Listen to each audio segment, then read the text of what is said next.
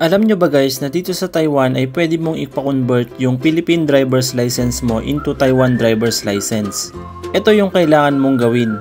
You need to provide the passport, ARC, health card, yung Philippine driver's license mo at isama mo din yung resibo.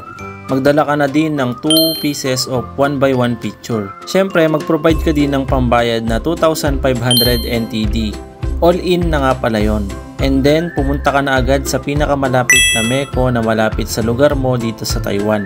After mong maipo-authenticate yung Philippine driver's license mo sa MECO, after that, pwede ka na mag-proceed sa motor vehicle office na pinakamalapit sa iyong lugar dito sa Taiwan. And then, bibigyan ka nila ng address para doon ka magpa-medical.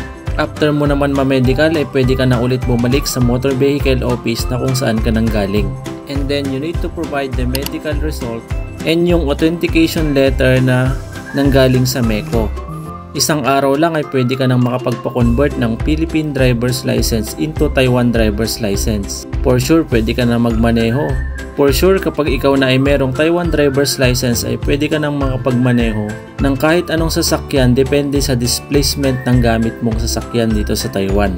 Napakasimple lang mga guys at ganun lang kadali. Napakadali ng proseso nila dito. Kahit isang araw ay pwede mong matapos ito. Yun lang guys, sana nakatulong itong video na ito at paki-follow, like and share naman para sa ibang makababayan natin na gustong magkaroon ng Taiwan driver's license dito sa bansang Taiwan.